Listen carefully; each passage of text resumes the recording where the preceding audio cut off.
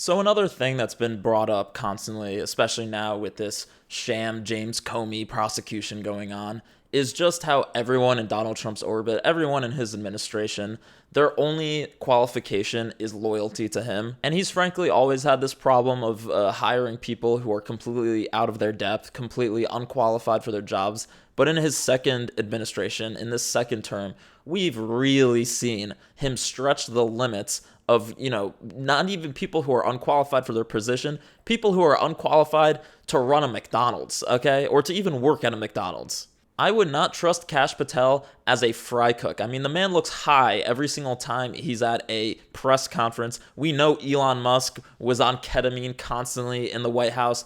Aides wondering, is this guy on drugs? He is. Dan Bongino, the deputy director of the FBI, who's a podcaster. They've got a 22-year-old in charge of counterterrorism. But as I've said, the silver lining to this all is that having incompetent people in charge means that the damage is somewhat limited. Because as much as they want to destroy our country, destroy our justice system, and do as much harm to our democracy as possible, it's difficult to do that when you suck at your job, when you are too stupid to even know how to use the law to go after Donald Trump's political opponents. And that's what we're getting more of this week with the appointment of Lindsey Halligan as the U.S. Attorney in Eastern Virginia, who is the U.S. Attorney bringing these charges against James Comey. And we're going to get into what her qualifications for the job are.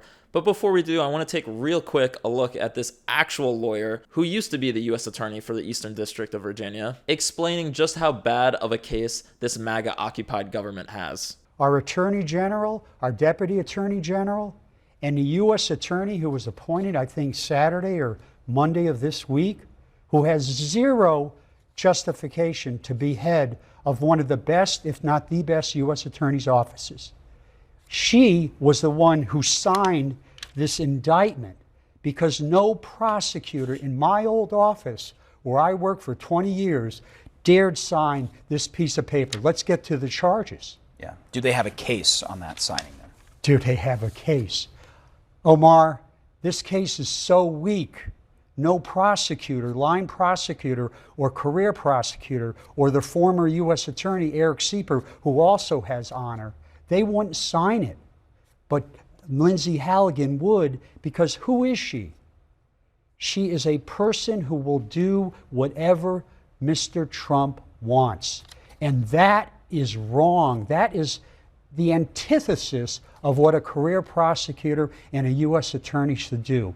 The merits of this case are so weak. Yeah, literally no prosecutor who isn't a total hack would ever sign that paper. Because there's no case. There is literally nothing there. You've got Ted Cruz saying a bunch of bullshit, James Comey going, I stand by what I said, and that's what we've got in terms of he lied to Congress. Have fun with that, guys. Really have fun with that. And again, it makes sense why Donald Trump needed to go find a lackey and find one in Lindsey Halligan to bring this prosecution, because nobody with half a brain would do it. It's not even a matter of, well, he could go find some other loyal Republican to do this. No, anyone who actually understands how the law works knows where this is going, which is absolutely nowhere. So instead, he looked inside his own White House to a 36-year-old former insurance attorney who was part of his legal defense team, has been a part of 3 trials in her entire life. And as we found out from this unearthed Fox News footage from one of Donald Trump's trials in 2022, even herself has argued that the government should not be used to prosecute former government officials. The power to prosecute people criminally rests exclusively with the executive branch.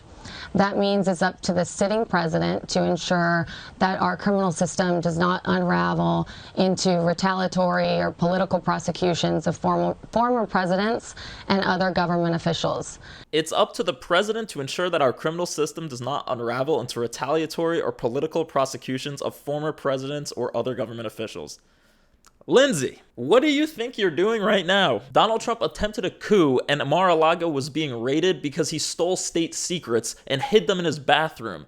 And even then, Joe Biden had nothing to do with that raid or that action from the DOJ. Your boss sent you to Virginia to go after James Comey because Ted Cruz misspoke in a congressional hearing. You literally can't make this shit up, and that's what I mean when I say every accusation from MAGA is a confession. Everything to them is a political prosecution because everything they want to do is a political prosecution. And to be clear, this political prosecution is being brought by a lady whose main job in the White House was going on Fox News to downplay slavery?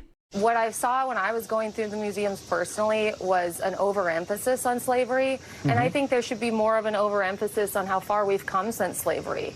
Our country is a country of progress, and it's the greatest country in the world, and we should be able to take our kids, our students through the Smithsonian and feel proud when we leave. Yes, she was uncomfortable by the fact that slavery is part of American history and therefore is reflected in our museums. This is clearly the work experience necessary to be a United States attorney. And the rock goes deeper, frankly, because the weird connections between all the people in MAGA world is still so fascinating to me. To recap, she's only worked 3 federal cases in the past. She actually went to college with Erica Kirk. They both played on the basketball team, and they also both competed in the Miss Colorado USA pageant. In 2010, Lindsay was the 3rd runner-up and Erica was the 4th runner-up.